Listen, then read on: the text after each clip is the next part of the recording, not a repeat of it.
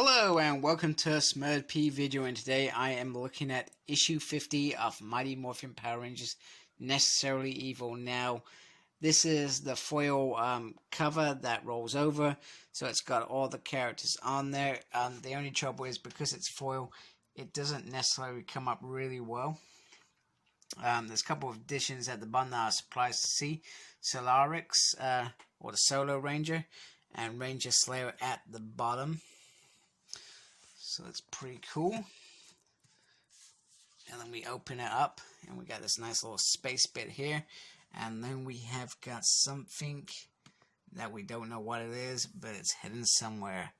And look at that handprint. It is creepy. It's like a beginning of a season where something's coming. But what is it? So anyway, we got this big battle going on. And it's the Rangers versus the Dwayne, the dog. We have this nice double spread, Necessarily Evil. One thing I'll point out that really bugged me about this issue is the paper quality. It's kind of wrinkled and kind of irritated me. Anyway, I'm not sure if you remember my last review. The Omega Rangers are in big trouble. So Aisha says, Tommy, you should go. And he's oh, I'm not abandoning my team. Jason can handle it. And like, you know what? Go, we can deal with this. And they're just amateurs. They're like, right, what do we do now? So they come up with a plan. Let's swap some weapons. Let's mix things up. Let's do things we wouldn't normally do. Which is brilliant because Rocky goes jetting into the back of him. It hurts him as well as Dwayne, but it takes the doggy by the scruff of his neck and really surprises him. Meanwhile, they're asking 11 how Ranger Slayer's getting on. He said, "Oh, we're just sitting around, gossiping, braiding each other's hair." It's quite comical and quite hilarious from 11. I really do like the character of 11 as well. So the Omega Rangers are taking quite a beating. I can't remember his name. He's got the hold of the sword. So Tommy comes flying in. He's like, well, it's about time I got to take on the White Knight himself. And he's donkey ponytail and whatever. And so he's like, bring it. So they start fighting. And you know what? He's in a Zord. And he's like, I don't see what Kira was worried about. There's nothing off you. And so Jason says, you know what? Our Zords are designed to combine with anything. So we get Red Tiger power. And this new awesome kind of ancient tiger red Zord. And he kind of thinks this is hilarious. He's not scared at all. I think he's just psychotic, to be fair. So he uses every strike power that he could imagine. And while the Zord falls to pieces quite quickly.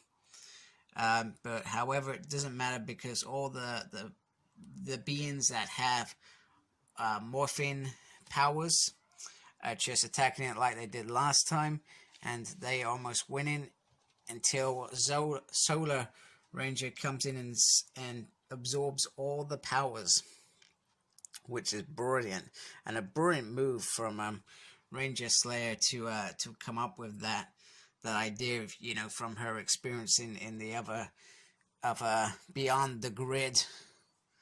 So that just leaves Dwayne, and Dwayne takes a beating, to be fair, and he says, you're on your own, kid, and goes. So Trini comes up to Kira, and Kira says, oh, is this where you're going to forgive me, and blah blah blah. And Trini says, nah, I'm done with that. Let's get it on. Meanwhile, Dwayne frees Zed, who has been trapped for most of this series. He says, we're even. Don't contact again. And, don't contact again. And says, you failed. I'm going to tell everyone in the universe, so you're no longer a top dog in Bounty Land. And you best pray we never meet again. So, Kira and Trini go at it. And she goes, Kia! I'm not sure whether she's meant to go, Kia! And she's like, why are you calling me, by my name? It's very distracting. She goes, Trini! It's quite hilarious. It's like, you can't beat me. So they get into it. It's quite a cool fight, gotta admit. However, Trini comes out top, even though the gate is open, the planets are aligned, etc. So a big result for Trini, and I'm kind of glad that Trini got to do this fight, because she was the one who made friends with Kira in the Go-Go Power Rangers series. Anyway, everybody's free, and Jason says, you know what? Everyone gets a clean slate. Everyone but Garrison and Kia. And you can stay here and build your lives, or you can go back to your homes, and we'll help you with that. Also, I guess kind of a prelude to Ranger Slayer is we have Kim Desan. I've got to go face up to some of my demons in their world, and Solo Ranger and her buddy, who I never remember her name, Ari, go home as well. So that's quite cool. And then we get a friendship moment. They're talking to each other across space and time. And, you know, there's a bit of banter, a bit of joshing, and some real friends. And it's time to go, because Alpha says the sun coming. We best get going. And they said, you know what? These new guys can handle it. And they're like, yeah, absolutely more phenomenal. That's pretty cool. And then we get this nice little spray, which I think is a nice way to end that chapter of Mighty Morphin Power Rangers. That's how 50 ends, with the last writers, illustrators, letterers, and then all the covers. And let's be honest, there's probably a lot of covers with issue 50.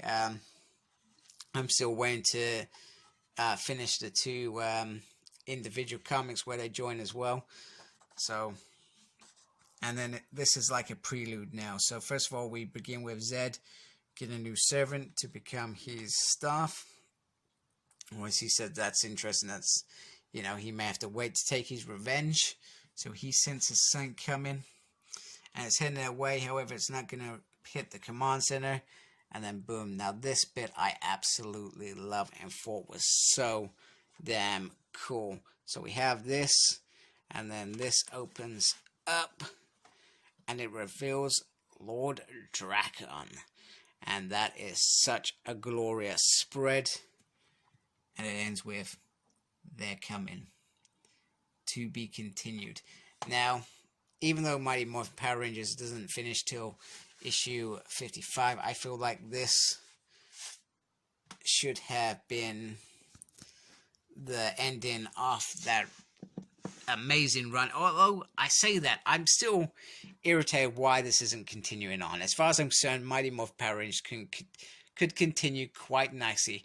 Now, I understand they wanted to bring in the Omega Rangers, so we got them in Power Rangers, and then we got this team continuing in Mighty Morphin and whatever that story is. So I'm quite irritated. I didn't see the need for a restart or a rebrand. I felt like the branch into Omega Rangers is a great idea and a brilliant spin-off, and they should have just been called Omega Rangers. Would have been perfect, and Mighty Morphin Power Rangers should have remained. So I'm a bit peeved about that, because you know what, as a collector, I like a nice collection. Instead, I've got 1 to 55, then I've got Mighty Morphin 1, and so forth. The other things that is spinning out of this, we got Lord Drakon, New Dawn. Now, I'm still not sure what the storyline is there, but when I get it, I'll talk through it. I'm looking forward to that. We've also got Ranger Slayer, which is on the way, so hopefully I should get that in a few days, and I can talk about that, which is good. I'm looking forward to it, and I believe that goes into New Dawn as well. I'm still not clear on the ins and outs, but looking forward to that. But this is a great end. The Nessasary Evil, I liked it. It was a nice build-up, and it built something bigger after each issue. I did enjoy that. I always enjoy writings.